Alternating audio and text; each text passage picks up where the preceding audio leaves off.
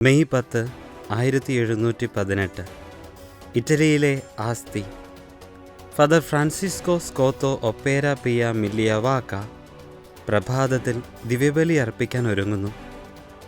ദിവ്യബലിയിൽ പങ്കുകൊള്ളാൻ ധാരാളം പേർ അണിനിരന്നിരിക്കുന്നു.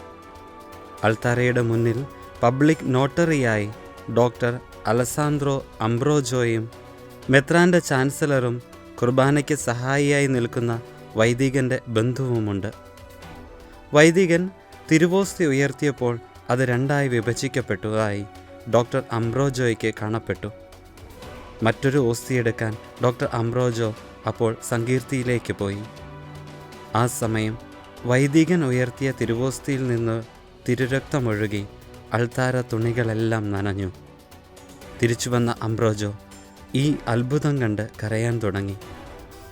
അപ്പോൾ അങ്ങോട്ട് കടന്നു വന്ന കുമ്പസാരക്കാരനായ ആർജന്തായും ദൈവശാസ്ത്രജ്ഞന്മാരായ ആർജന്ത വലിയോ ഫെറോറോ എന്നിവരും ചുവന്ന തുള്ളികൾ രക്തമാണെന്ന് സ്ഥിരീകരിച്ചു.